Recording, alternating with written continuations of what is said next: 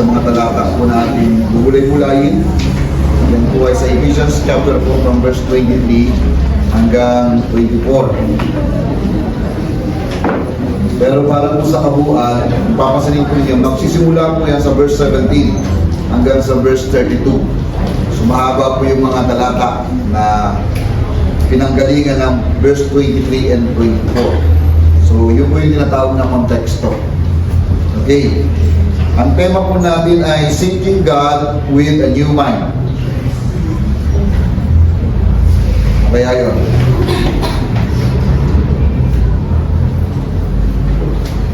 Seeking God with a new mind. New mind, ibig sabihin may old mind. Tama ba? So simple lang po yung description na binabanggit yan. Yan po ay hinugot natin sa verse 23. Sabi niya, and to be renewed in the spirit of your minds. So doon po natin hinugot yung pagkakaroon ng bagong isip. Pero ano po ba talaga ang mindsetting natin? Ito po yung tinatawag natin thought pattern. So meron tayong galaw, yung tinatawag na pattern tayo mag-isip. Diba? Bakit meron mga taong insecure? Yun po ang kinasanayan niyang galaw ng isipan. Usually, kung bakit daw meron mga taong insecure, kasi parang lumaki sila sa environment na parang walang confident na binibigay sa kanya, walang tiwala sa kanya. Kaya dahil sa ganong anggulo ng kanyang ginagalawang komunidad, lumaki siya bilang insecure na tao. At ang nagiging response niya, very controlling. So gusto niya kasi, gusto niyang pagtakpan yung idea ng pagiging insecure, nagiging controlling siya. Very controlling. Sabihin, kailangan sundin ako to overcome yung idea ng pagiging insecure. So that is what we call thought pattern. So nade-develop ito sa mahabang panahon. Yung negative thinking, that is also thought pattern. Kung ikaw ay lagi na lamang kung mag-isip, negative ka pa rin. Ang ganda ng mga observation ng maraming mga tao, pero pag ikaw nang tumingin, laging negatibo. Alam niyo ba yan? Mahirap kasama yung ganyang tao. Yung, ang ganda naman ang resulta, pero hinahanap niya yung pangit. Yan yung katabi nyo. Hinahanap mo ba yan? Hinahanap yung pangit kahit maganda naman sa talaga yung sitwasyon. So ang tawag po po dyan ay thought pattern. Paano ka mag-isip? At minsan, mababasa mo po ang isang tao kung paano siya mag-isip. Pag nakikinig ka sa kanya, huwag ka po magsalita, makinig ka lang na makinig. Makikita mo kung paano siya dumalo yung ano niya, yung flow ng isip niya. Meron naman mga tao, positibo sa umpisa, pero along the way, habang pinakikinggan mo siya, at the end, puro negatibo na ang kanyang sinasabi. Lumalabas na yung natural sa kanya. Ang tawag po natin dyan, thought pattern. So, ibig ko pong sabihin, with a new mind, merong mga idea na kinasanayan mo na, kala mo okay lang. Diba? So, kaya, kinokontrol ka na nito. Ngayon, ikaw ay Kristiyano na, minsan, ganyan ka pa rin mag-isip. Halimbawa, meron mga project proposal. May maganda nag-propose, sabi nyo, nagawa na namin yan. Hindi yan effective. Marahil sa panahon mo, sa karanasan mo, hindi effective. Bakit itong isang grupo ng mga tao pinakita silang maganda? So hindi mo binibigyan ng pagkakataon para bang ang pattern, ang basis lamang ng tama, yung iyong understanding. Pattern po yan ng isipan. Hindi nagbubukas na merong iniisip na maganda ibang mga tao, kaya nilang lapatan ng programa. Baka kaya nilang ganapan ng mabuting galaw. So, minsan po, tayo ay nagiging biktima. Wow, biktima talaga. Biktima ng mga karanasan natin at gano'n natin binabasa ang kasalukuyang karanasan. So, that is what we call old pattern ng isipan. Kung atin pong papansinin po, dito po sa ating talata, sabi dito sa verse 18, Sabi niya, they are darkened in their understanding, alienated from the life of God because of the ignorance that is in them due to their hardness of heart. So meron pattern, bago nila nakilala ang Panginoon, meron ng takbo ng isipan, galaw ng kalagayan ng puso, kung bakit sila ay hindi natatakot gumawa ng kasalanan. May pattern na, matigas ang puso. May pattern na, ang sabi diyan ay darken their understanding. So, yun po yung issue nito. Sa verse 19, ang description. They have become callous and have given themselves up to sensuality, greedy, to practice every kind of impurity. So, ang issue po, merong mga galaw bilang Kristiyano na ang ating pa rin pinagpapatuloy yung paano tayo mag-isip before kung hindi pa tayo nakakilala. Pero sa magtala ng panawagan ng salita ng Diyos, magbago na kayo ng diwa at pag-iisip. Di po ba? Tignan nyo po, mag-isip po kayo, magkwentuhan kayo, makinig kayo sa iba. Yung mga kausap niya, paano sila mag-isip, paano sila mag-express ng kanilang idea. Mapapansin po ninyo kung kausap niyo laging negatibo. Huwag lang muna kayo magsalita. Subukan ninyo i-practice yan. Mapapansin ninyo kung isang tao ay negative mind. So lahat ng bagay sa kanya pangit. Tingnan niyo po, pansinin po natin yung verse 23 and 24. Sabi niya, and to be renewed in the spirit of your minds, and to put on the new self, created after the likeness of God in true righteousness and holiness. So doon po natin hinugot yung be renewed in the spirit of your mind. So hinugot po natin na hanapin ang Diyos na may bagong kaisipan. Sikaping maunawaan ang kalooban ng Diyos. Kasi kapag hindi ka nakalabas sa ganung pattern ng isipan, alam niyo po, ikaw ay isang tao na parang walang dating ang salita ng Diyos. Walang transformation. Wala lang, kundi kapag tumitingin siya parang nakatunga lang. Walang nakikitang dalagsyon sa buhay. Mahirap po yan, tumagal ka lamang na isang matanda ng mananampalataya pero walang pattern sa isip ko na dapat meron kang partisipasyon sa direksyon ng Panginoon. Na-stagnant ka na. Ano yun? Na-enjoy mo na yung buhay na parang okay lang, na hindi na maging progressive sa buhay na ito. Bahala na yung mga kabataan, ako matanda na. Hindi po ako naniniwala na matanda hindi pwede lumago. Hindi ako naniniwala na ang bata lang pwede umunlad at tumalino. Naniniwala ako ang buong pattern ng pagkatao natin dinidevelop ng Lord, matanda o bata, at pwedeng baguhin ng Diyos ang ating mga isipan. Amen? Amen. So kaya nga po ang aking panawagan, mga minamahal, seeking God with a new mind. Dalhin tayo ng Diyos sa tinatawag na direksyon niya. Dahil yung pangarap natin for this year, reaching people for Christ, hindi mo ma-absorb ng buo kung mananatili ka sa nangyari lang sa karaan na parang wala ng pagbabago sa buhay. Tapos kapag nagkukwento ka, parang walang ginagawa ang Diyos presently. Lagi na lamang 10 years ago, 15 years ago, yun lang natatandaan mong karanasan. Without seeking yung present na ginagawa ng Lord sa buhay natin. Kaya ang galaw mo, ala. Ibig sabihin, alam buhay. Walang progreso. Walang energy. Natatandaan ko po ang sinabi ng isang preacher, when you preach, isipin mo, yan na lamang ang last preaching mo. Ibig sabihin, give your best! Every time you are doing for the Lord, give your best. So isipin mo, ibinibigay sa iyo ng Panginoon ang lahat ng opportunity. And then, do your best. So baka bukas, hindi ka naabutan, ito na pala yung pinaka-last best shot mo.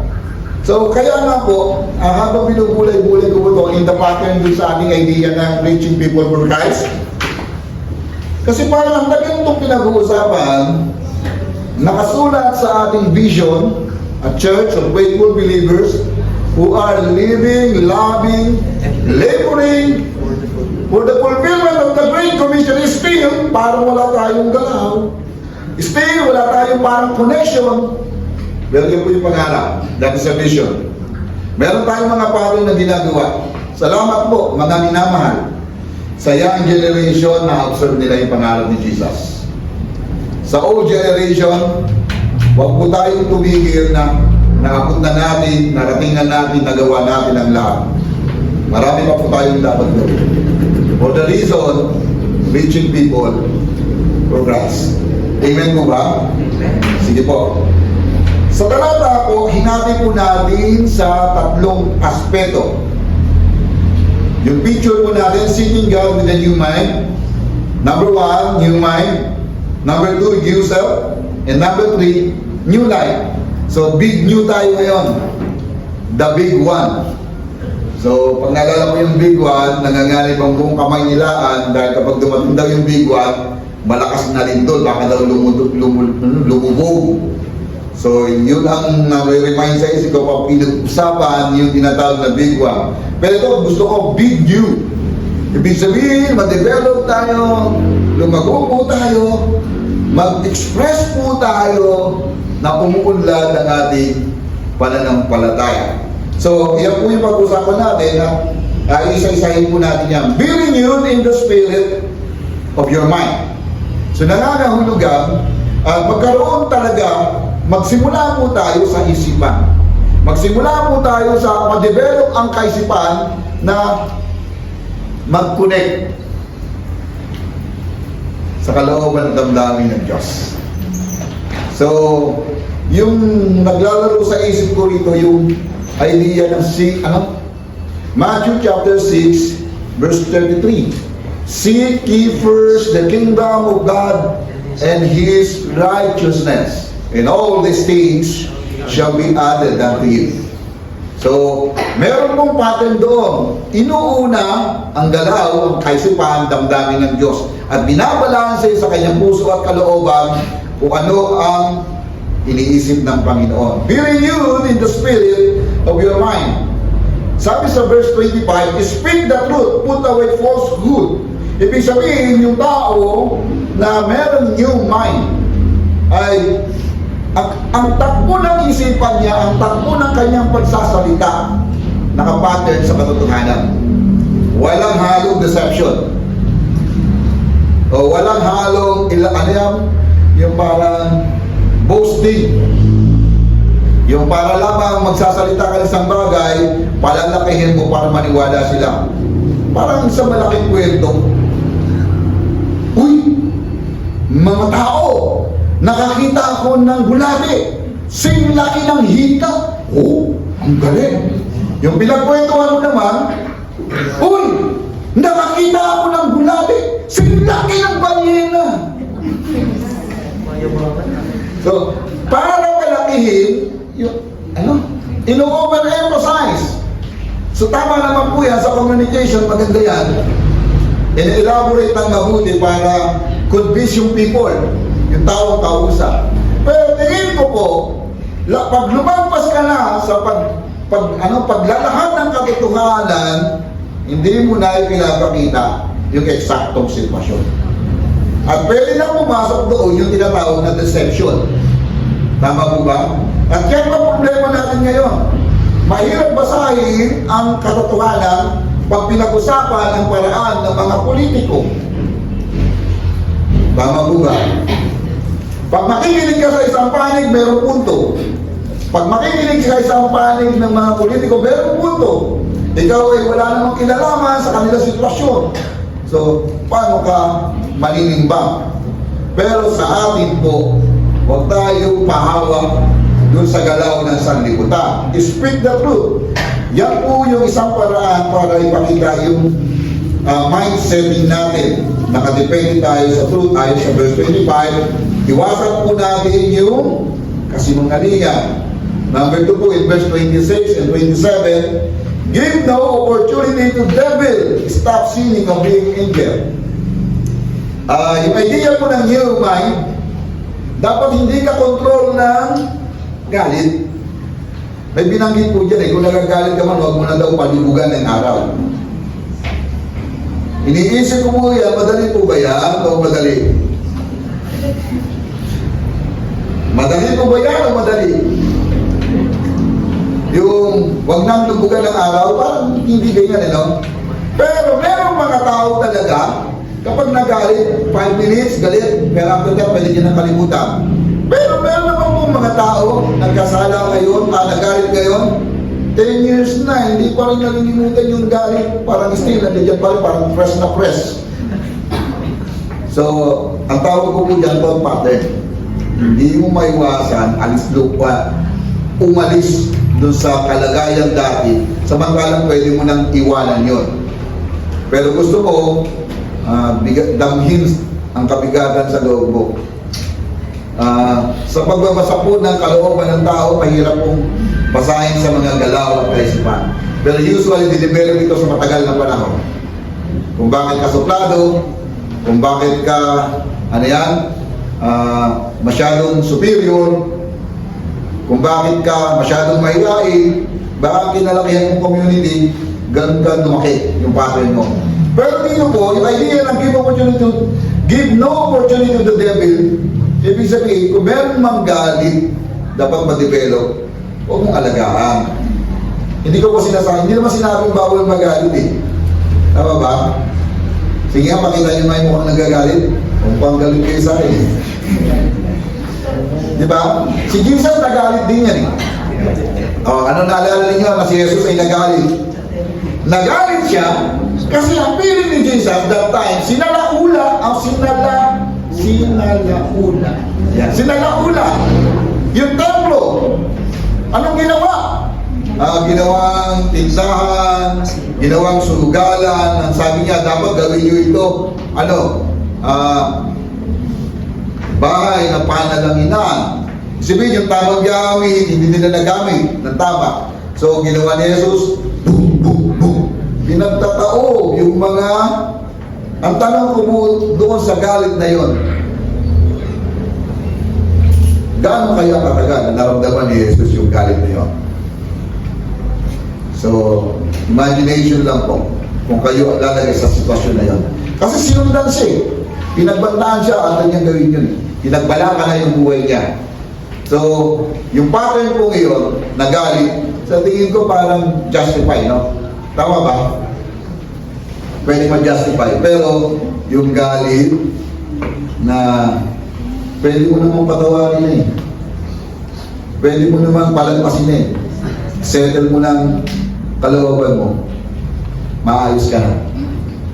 Okay, pag hindi humingi ng sorry, hanggang hindi humingi ng sorry, hindi ko talaga pagkatawarin. Kapatid, kapag pinanatili natin sa ating puso ang galit, hindi yan dinadala yung taong kinagagalitan mo. Yung taong kinagagalitan mo malamang, nag-e-enjoy lang yun. Pero walang kinalaman kapag hiningatan mo pa yung galit sa puso mo. Pero yung meron yung mind na pinatin doon sa kalooban ng Panginoon, hindi ka nag-aalaga ng galit o hinanakit. Tinan niyo po yung katabi mo. Anong itsura? Mukha kang galit?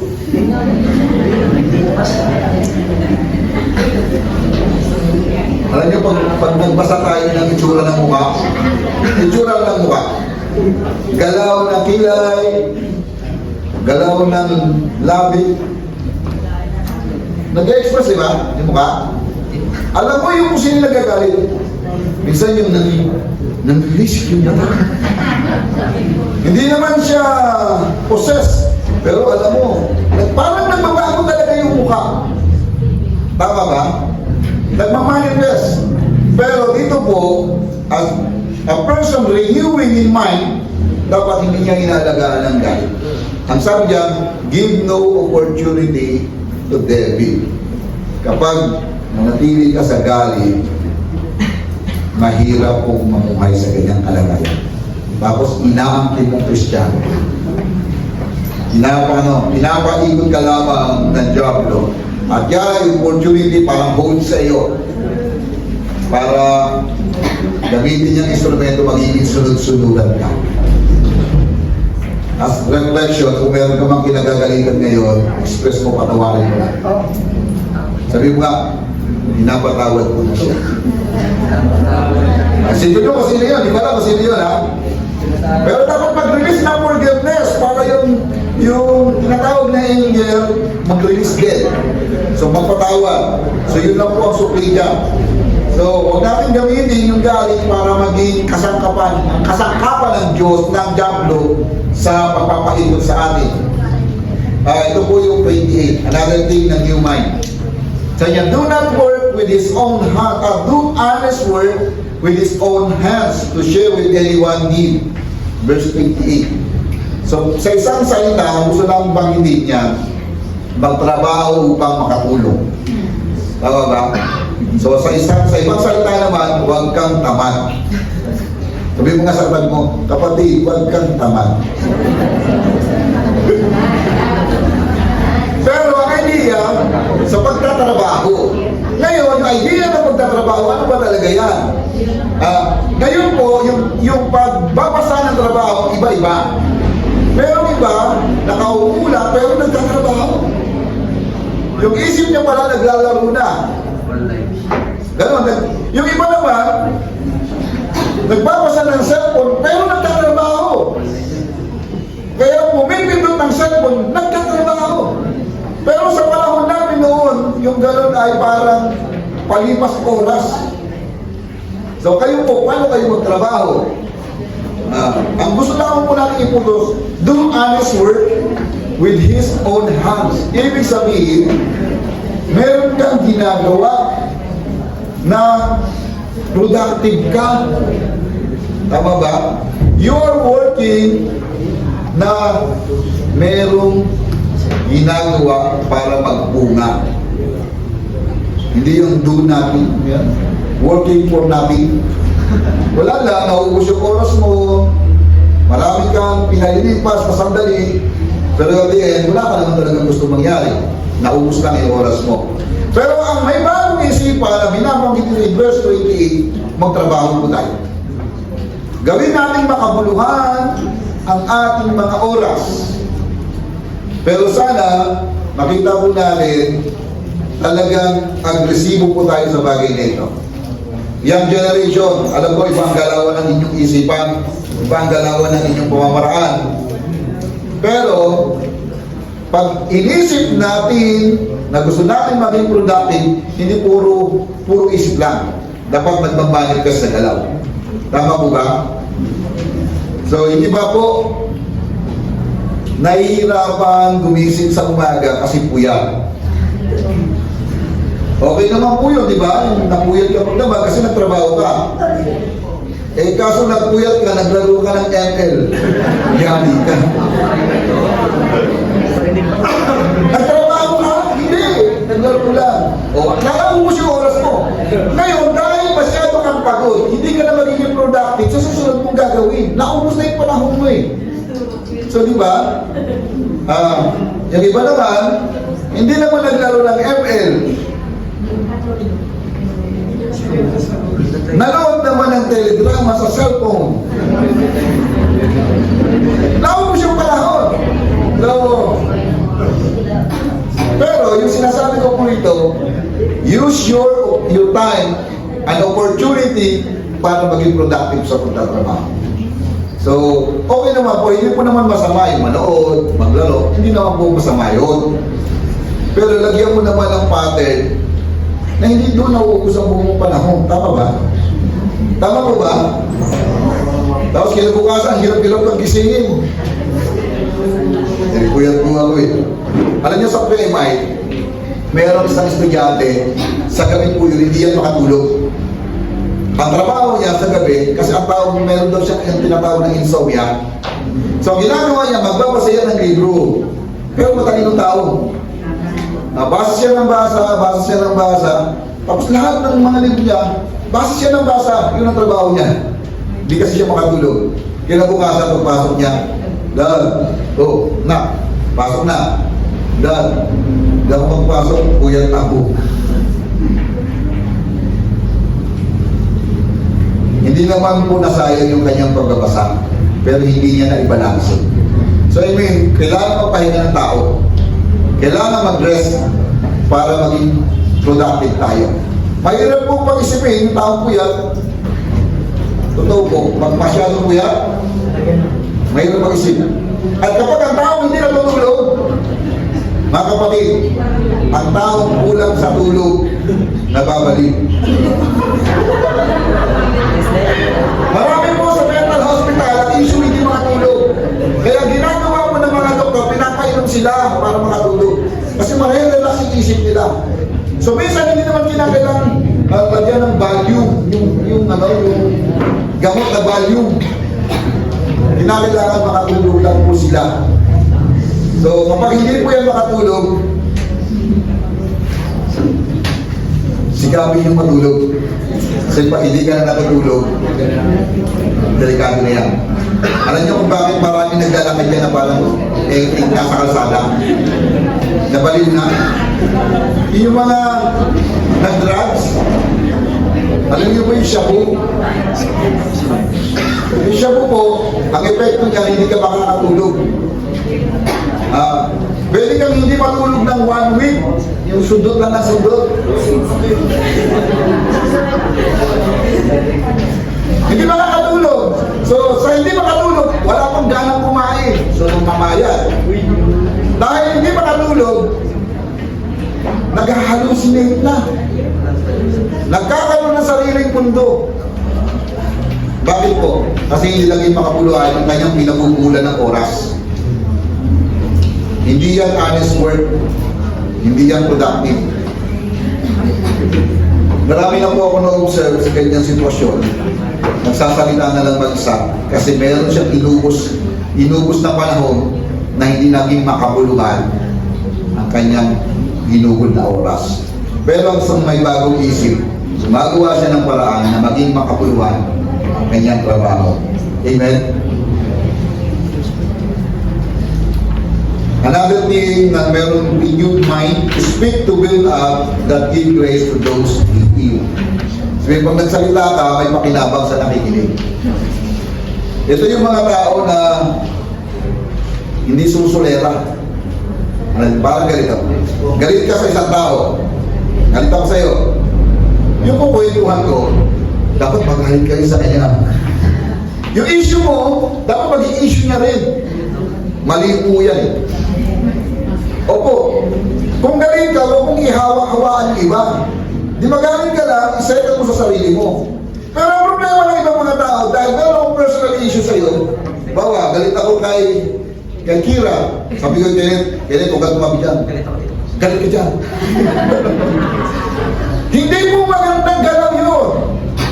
Kung ganyan ang thought pattern natin, hindi tayo unlad ng Kristiyano. Kung meron ka ba hinanakit sa buhay na ito, huwag mong influensyahan yung iba. Hindi kasi siya mag-build up para lumago ang ibang mga tao.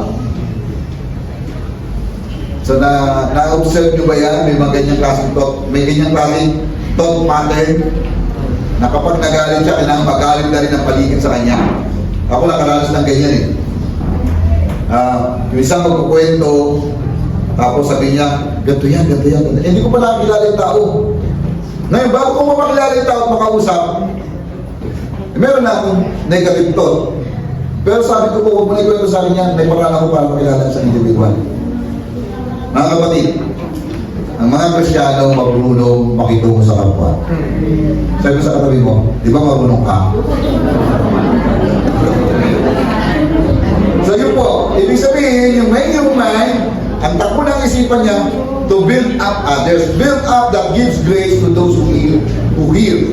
Patay na naman tayo sa edge na ito. Ako na pagagitan, kuray ako kahapon kasi yung pangalan ng aking kinakasal, hindi ko makita tama. Pamali-mali ako. Anyway, mali na naman, nakasulat naman. Ibig sabihin, yung merong magandang isipan, nagsasalita siya sa pakinabang ng iba. Pakibasa nga po yung last part. Yan ang sa bagong pattern. 1, 2, ready, go.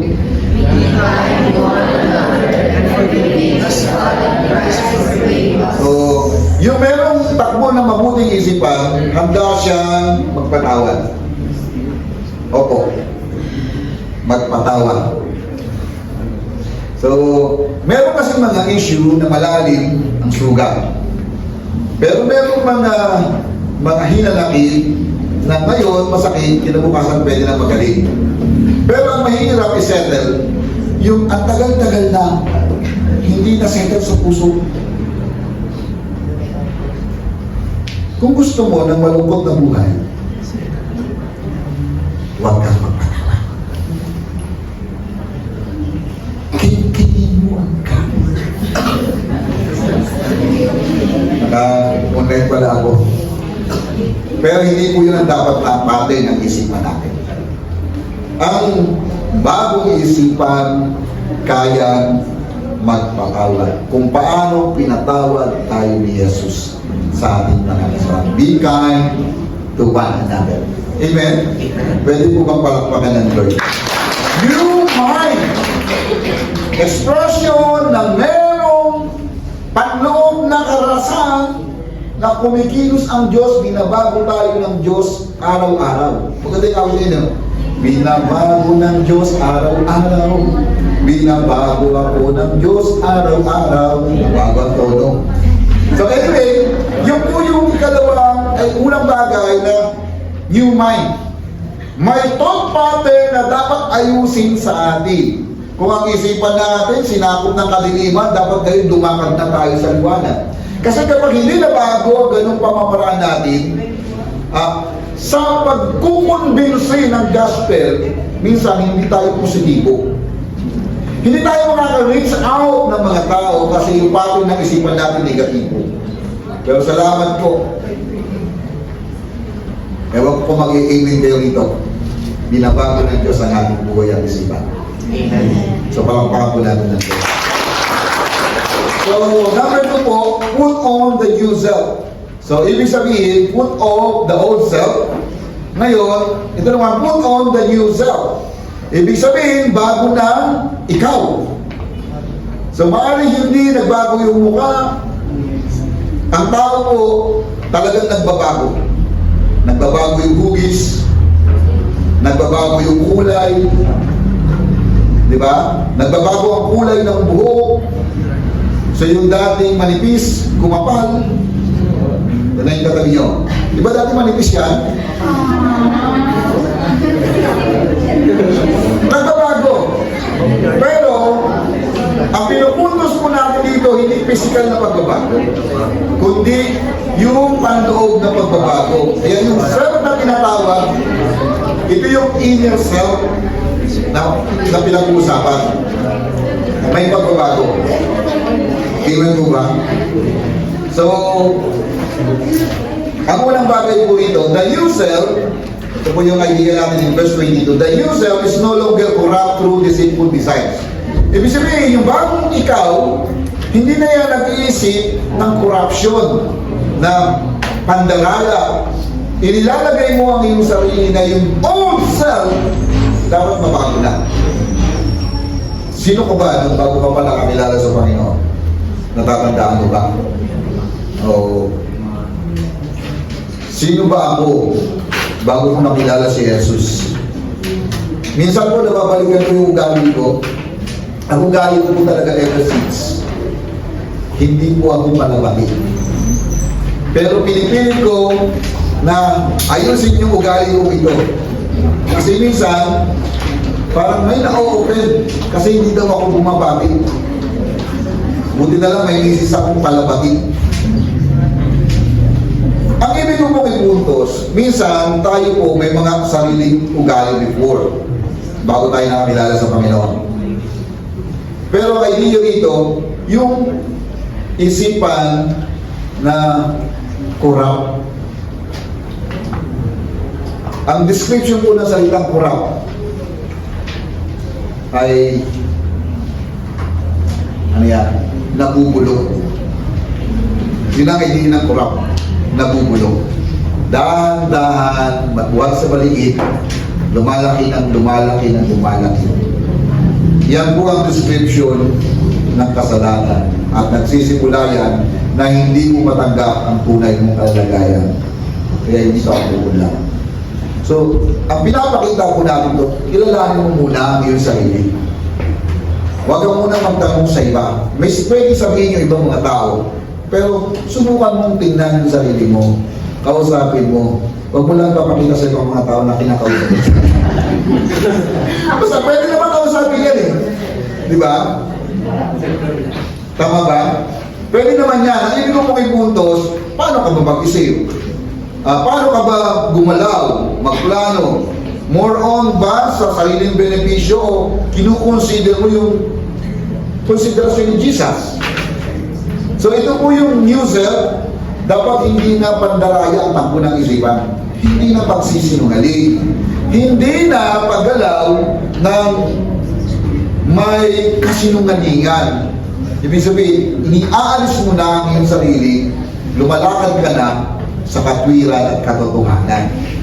So, yan po yung unang bagay ng new self. Ibig sabihin, nagsimula sa bagong isipan, dahan-dahan nagmamanifest ngayon sa iyong pag-uugali, yung iyong pagbabago. Sa verse, chapter 2 Corinthians chapter 5 verse 17, the new self is not self-improvement or moral efforts. It's a new creation given by God through Christ. Ibig sabihin, binigyan ka lang ng bagong category. I-workout mo na lang yun. Binago ka na ng Diyos. Tignan niyo po yung katabi niyo. Sabi mo, binago ka na ng Lord. So dahan-dahan, process na po tayo. Nagsimula na ang Lord eh. Kailangan nga lang po, pero hindi, gusto ko po i-correct ng kaunti dito. Hindi ito self-improvement lang. Hindi ito moral effort lang. Na bumait ka.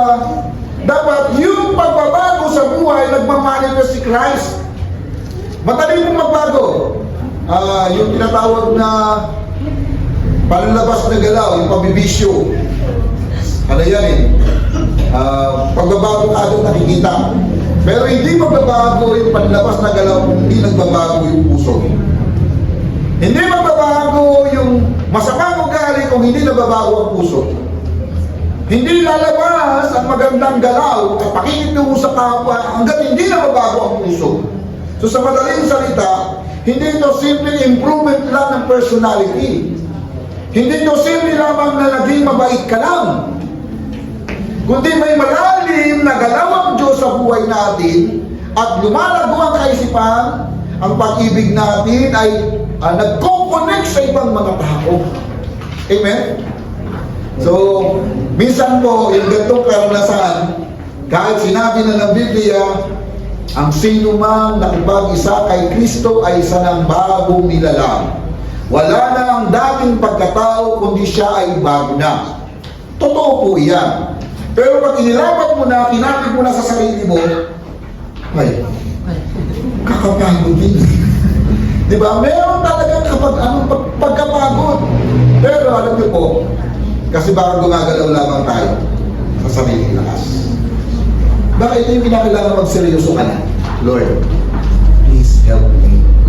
Hindi ko na kaya talaga. Titignan ko lang yung galaw ko. Gusto ko nang pupukin yan sa ulo eh. Pero salamat, may control, may biyaya sa akin. So siguro, lagi natin i-recognize yung ginagawa ng Diyos sa buhay natin. Huwag na po sana tayo makarinig ng kabira na Kristiyano ka na, ang ipinagmamalaki mo ba yung ugali mo pa dati? Kung ako lang dati, naku, nakita. Ano nyo po, yung pag nakakarinig ako ng ganong katwiran, para ba, wala pang ginagawa ang Diyos sa buhay niya. Lagi niya kasi sinisiling balik-balik niya kung nakaraan. Parang gusto niya laging, alam niyo yun? Sabi rito, put on the old self. Ang dapat na ilagay, put on the new self. Pero ikaw, inuman mo yung new self, sinusumo mo yung old self. Kubarin ko muna, kasyama ako ngayon. Makasapat na. Parang gano'n. Kasi hindi na ako kontrol yung sarili. Hindi ko po sinasabi na wala tayong damdamin na nilalabanan. Pero ang katotohanan po, yung merong sarili na binago na ng Diyos, nagmamanifest si Kristo sa buhay natin. Amen po ba? Pwede ba palakpakan ng Lord? At ang idea, actively embracing the new identity, reflecting God's image of righteousness and holiness. Yung po'y makita natin sa verse 24. So meron pong manifestation yung binago ng Diyos. Dalawang bagay po ang sinasabi, righteousness and holiness. Kung i-define natin yung sariling righteousness, hindi po yung self-righteousness. Hindi po yan. Yung nagyayabang ka lang sa sarili mo kasi ang dami mong accomplishment, kaya nangyari ito kasi ako yan. So, hindi po self-righteousness. Righteousness, na kinikilala mo ang kapangyarihan ng Diyos sa buhay natin at binabago tayo ng Diyos. Hindi po by instant, kundi process, gumagawa ng Diyos sa buhay natin. Ngayon kapag may nakita tayo, mananampalataya na parang ang tagal-tagal na, hindi nagbabago. Kapatid, huwag mong ikumpara yung sarili mo sa Kanya. Kung meron kang dinadaan ng struggle, possible, meron din niyang dinadaan ng struggle. So, imbes na hatulan mo siya, buksan ang isipan mo.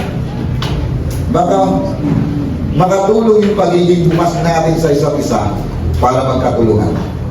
Pero kapag nilagyan mo na kagad ng boundary, nilagyan mo na kagad ng harang, wala nang pag-asa yung tao niyan. Binabaw mo lang siya. Hindi ka lumalakad na gusto mong lakaran yung katwiran ng Diyos. Ang tanong ko lang po, yung pamumuhay na in God's righteousness and holiness, madali ba ito o mahirap? Kristyano ka, kasama mga hindi mga Kristyano, kaya bang lumakad na may katwiran sa katwiran ng Panginoon? Ang hirap nun.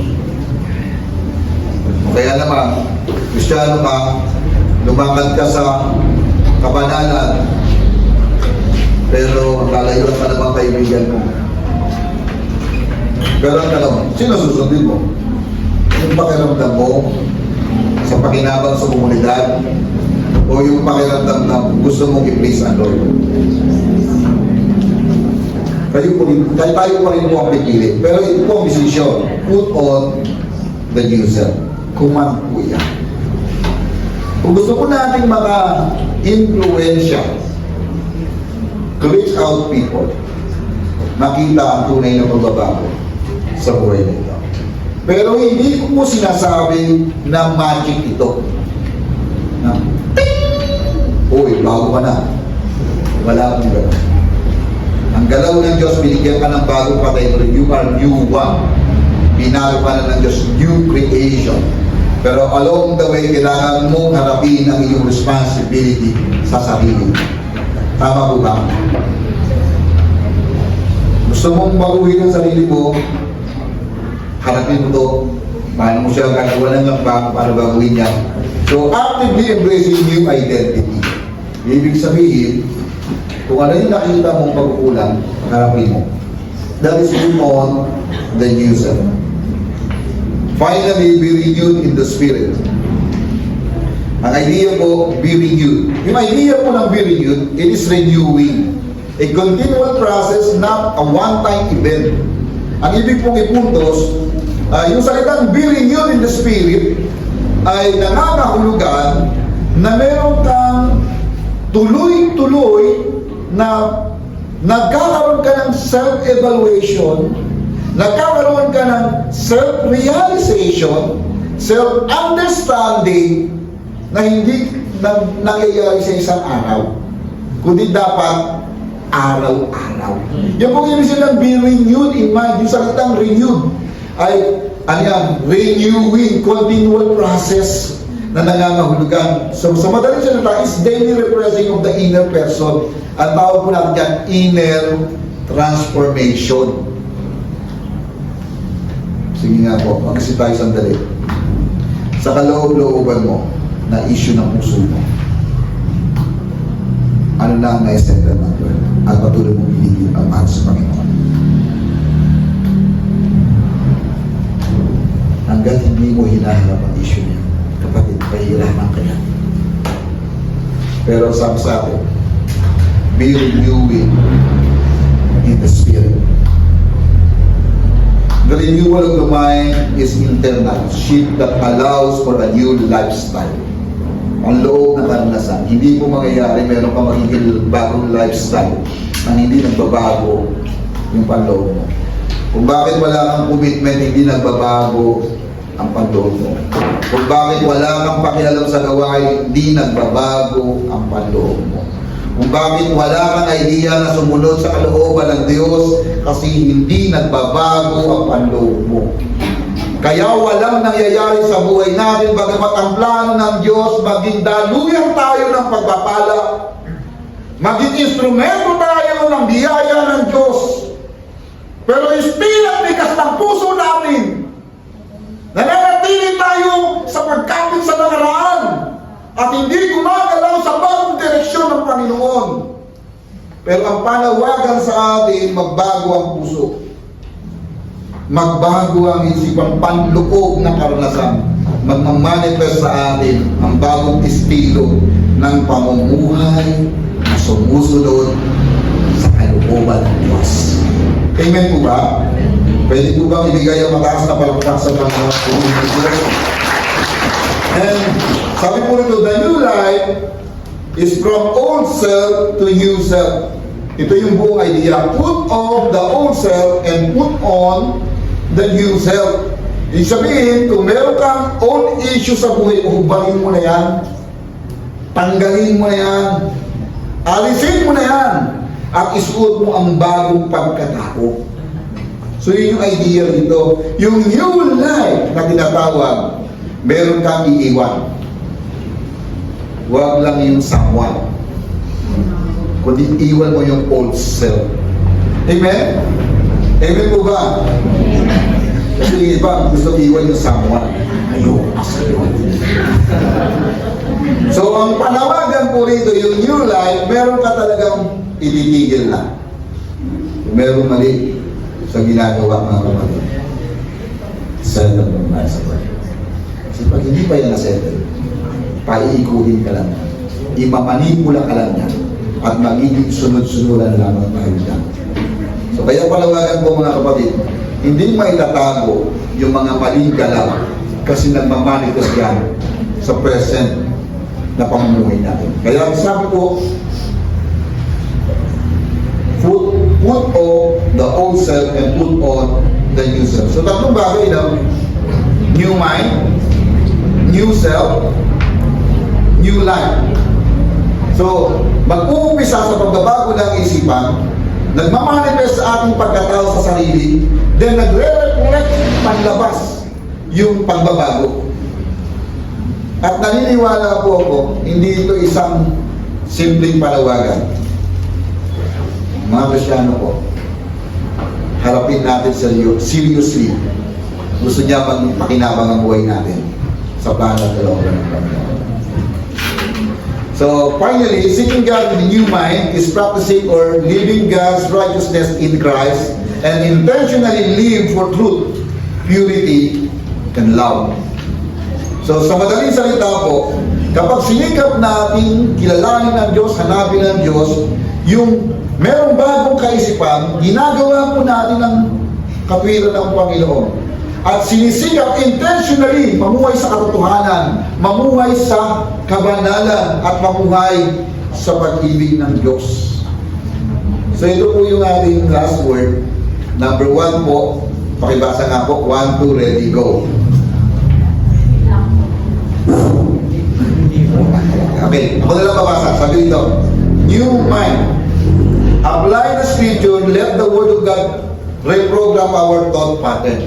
Ibig sabihin, yung isipan natin, baguhin ng katotohanan. Yung thought pattern natin, baguhin ng katotohanan. At saan manggagaling yun?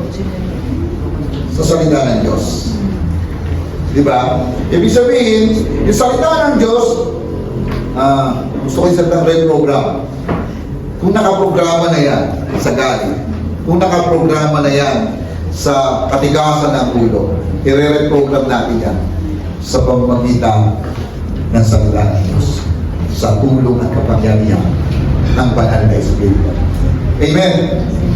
So, Romans chapter 12 verse 2, sabi ni Paul, magbago na kayo ng diwa at pag-iisip upang mapatid ninyo kung ano ang kalooban ng Diyos. Number 2 po, pakibasa po, 1, 2, ready, go. Empower self. Daily empower daily choice to embody Christ's character, compassion, purity, and produce. Ano po yun? Yung may close in parenthesis, extra explanation po yun ng empower self. Pero gusto natin yung daily choice to embody Christ's character, compassion, purity, and forgiveness. Ibig sabihin, araw-araw, may pinipili ka na lumabas sa atin, lumantad sa atin kung sino si Jesus.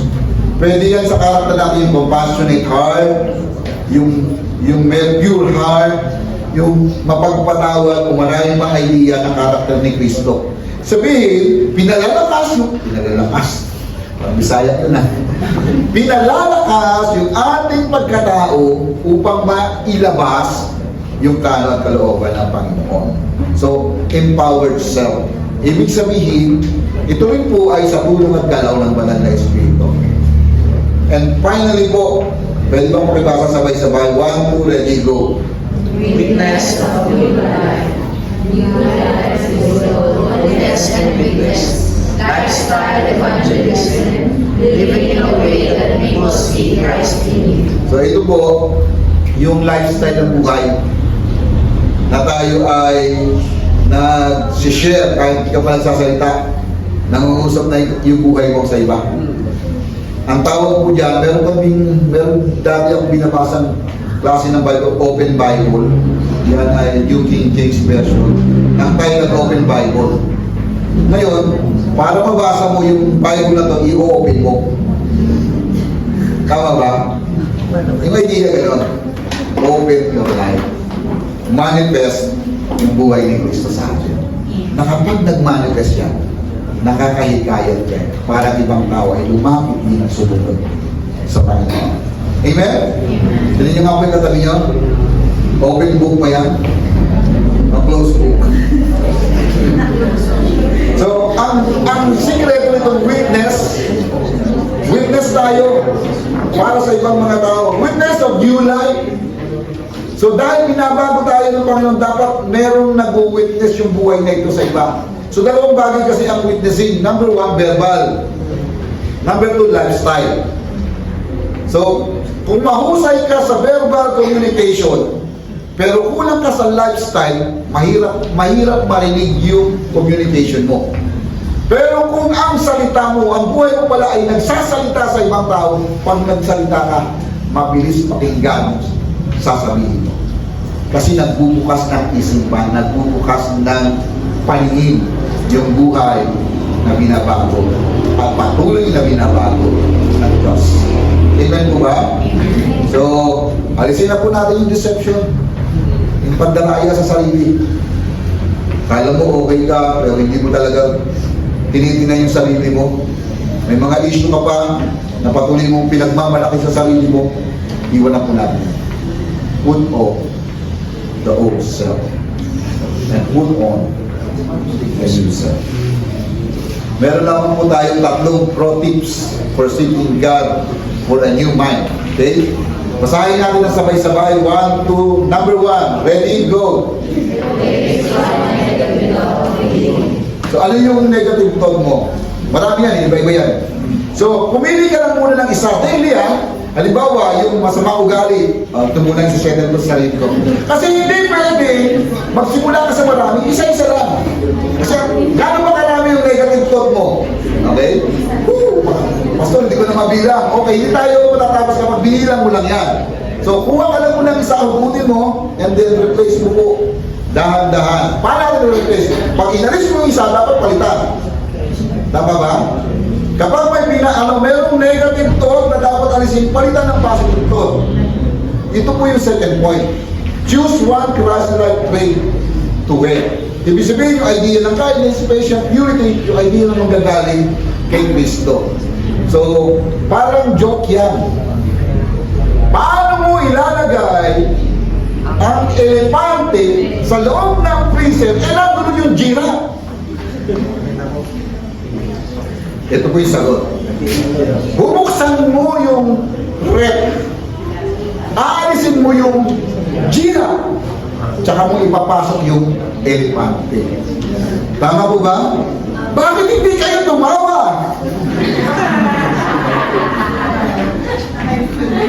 Ang principle, ganun. Ibig sabihin, kung meron tayong ikitreat sa sariling babaguhin, huwag mong biglain. Isa-isa na. Kasi mas may epekto yung dahan-dahan kaysa maramihan. Hindi naman tayo pakyawan eh. Ngayon, kung kaya mo ng pakyawan, mabilisan, okay naman yan. Pero sa tingin ko, mas konkreto. Alisin ang isa, ipasok ang isa. Then, finally, sabi dyan, share one act of love or forgiveness that point to Christ. So, along the way, pinapakilala natin si Kristo ang bumabago sa ating buhay.